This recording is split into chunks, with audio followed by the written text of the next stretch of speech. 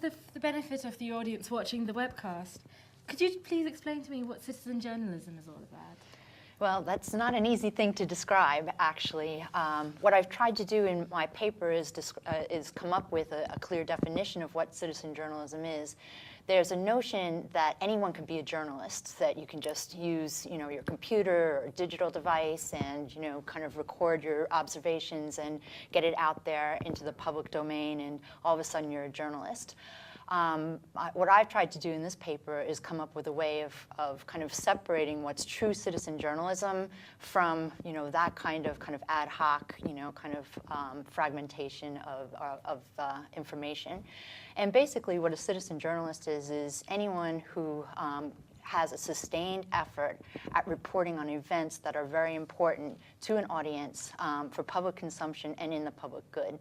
And that starts to limit the scope. There's a lot of material that's out there, but not all of it is, legitimate journalism. So by saying that it has to be something that's important, has an audience, and is in the public interest, I think kind of defines what citizen journalism is. Most of it is practiced by, what I consider to be true citizen journalism is practiced by people who are not affiliated with a news organization, but increasingly what's happening is mainstream journalists are labeling themselves as citizen journalists, stepping out of their journalist role and kind of reporting on individual sites or personal sites with a more kind of colloquial style.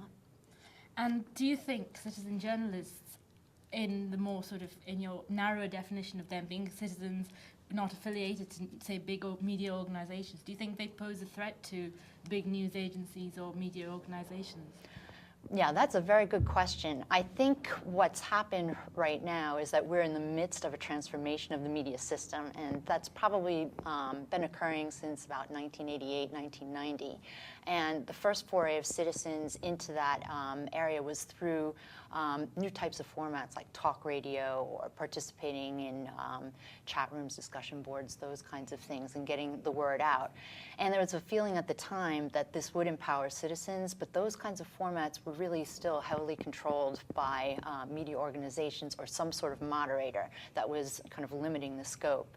But what we've seen with this new form of citizen journalism is an ability for some citizen journalists to sustain their efforts, to actually develop a strong following.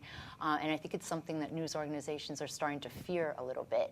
And you can witness that by the fact that a lot of news organizations are starting to, kind of allow the citizen journalists to participate on their sites, to, kind of host these kinds of efforts.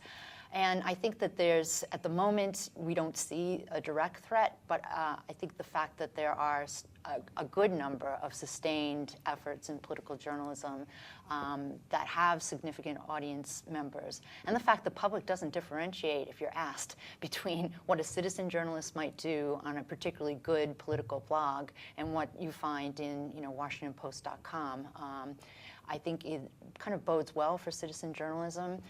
One of the things that I think, an indication after I wrote my paper, Gannett announced that they are going to be putting a tremendous amount of money into kind of citizen journalism at the hyperlocal level, and ultimately they perceive that they may completely change their operations so that it will all be localized in that sense.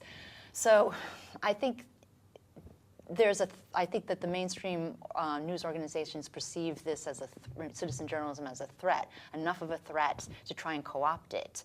The question is, since they will do a better job of sustaining these efforts, if they allow citizen journalism to thrive, in the true citizen sense, or if it just becomes another part of the news product that's kind of taken over by the mainstream journalists. I'm hopeful. I'm much more hopeful now than I am than I was, in the first decade or so of the new media era. I really think that citizens have, initiated these tremendous efforts.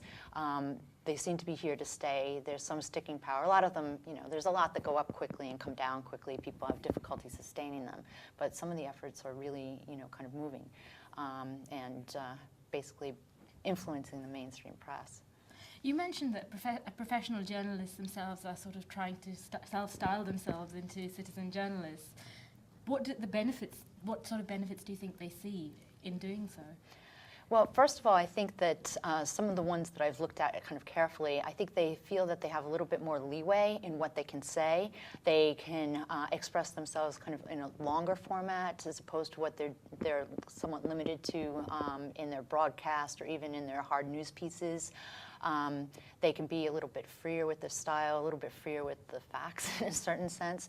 But I also think that they're using this as a way to kind of imitate true citizen journalists and get a following to kind of promote themselves even further. So most of them will say, well, you know, I'm stepping out of my role as a journalist. I'm also a citizen, and as a citizen, I see the world in this way, and here, you can respond to it.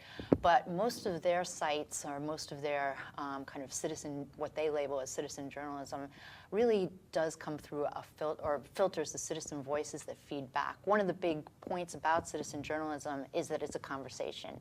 It's not just, you know, kind of reporting or having a citizen journalist even tell you what, you know, the story is. All sorts of citizens are supposed to engage in the conversation, you know, kind of change the development of a story perhaps, set the agenda for different types of news stories. And what these professional citizen journalists really seem to be doing is just expanding upon their, you know, the coverage that they're already giving to an issue, but giving it more of a colloquial bent, and then maybe inviting some comments that are edited or, you know, or even blocked from appearing if they're not creating the kind of product that I think the journalists are seeking. Traditionally, news, or media as it were, news media have prided themselves on objectivity, and only recently have we seen, say, channels and newspapers that are very obviously are sort of slanted towards one side or another. And does citizen journalism sort of accentuate that trend, or does it help bring it back to a more objective view of the world?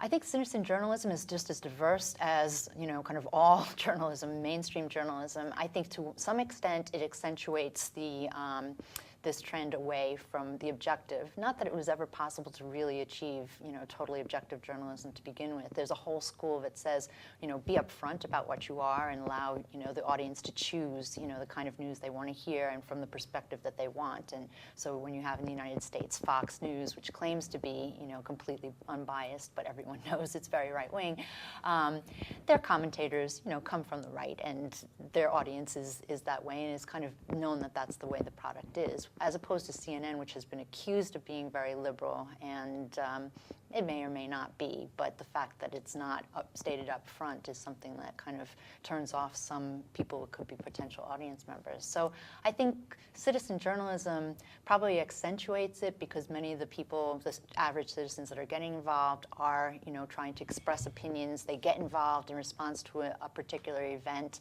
an election, the war in Iraq, and they're taking a particular position on that and inviting others to get in on the, you know, kind of in on the discussion.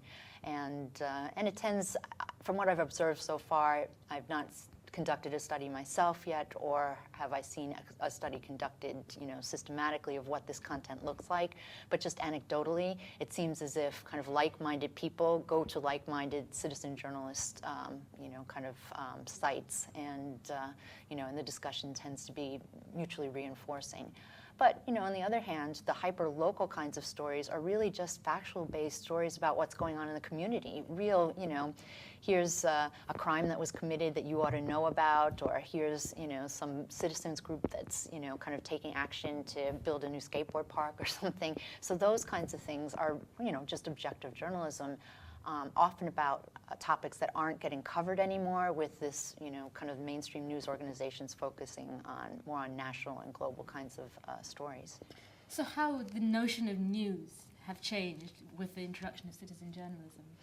Well, yeah, I think the notion of news was already in flux before citizen journalism started to, you know, kind of appear on the scene in the digital format. We've always had citizen journalists with pamphleteers, and people have gotten their message out in alternative ways to the mainstream press.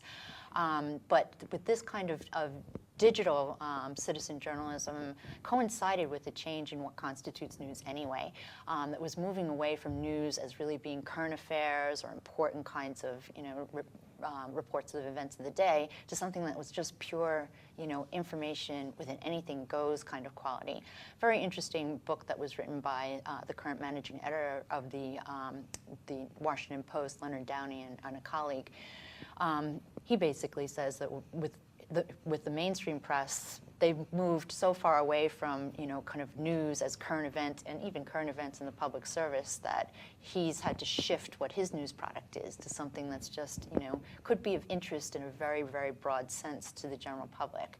And that's what I think citizen journalism plays on. A lot of it is designed to be entertaining, to be interesting. I have to say, I had a student the other day, we were discussing this topic in a graduate seminar, and she honestly believes that hearing about Hollywood stars, Britney Spears, Justin Timberlake, that this is actually news. This is something that creates conversations among, citizens, and it's really important to the, to the public interest that we have just even, common conversations, no matter how banal they may be. I disagree with that a little bit, but even the Washington Post considers that to be important stories to put on the front page of some of their sections. Fantastic. Thank you very much. Thank you.